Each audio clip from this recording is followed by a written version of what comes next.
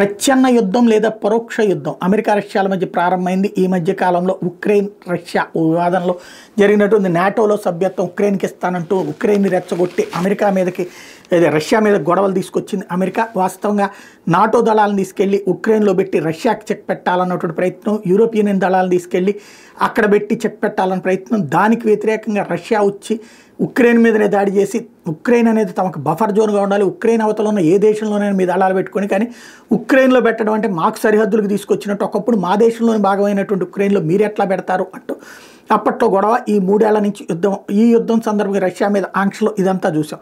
అయితే రష్యా మీద ఆంక్షలు ప్రారంభమయ్యాక రష్యా మీద ఎప్పటికప్పుడు తొక్కిపడేస్తున్నటువంటి అమెరికా ఐక్యరాజ్య సమితిలో కూడా రష్యాకి వ్యతిరేకంగా అనేకం రష్యా ఏ నిర్ణయం తీసుకుంటే దానికి తెడ్డమంటూ వచ్చినటువంటి అమెరికా ట్రంప్ వచ్చిన తర్వాత రూటు మార్చుకుంది. ఇప్పటికే పుతిన్ ట్రంపుల మధ్య అనేక దఫాలు చర్చలు జరిగింది.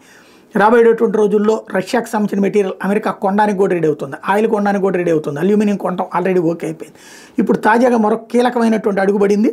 ఏదైతే ఉక్రెయిన్ రష్యా యుద్ధానికి సంబంధించి ఐక్యరాజ్య సమితిలో పెట్టినటువంటి రెజల్యూషన్ తీర్మానాన్ని వ్యతిరేకిస్తూ రష్యా చేసినటువంటి ప్రతిపాదనకి అమెరికా కూడా మద్దతు పలికింది.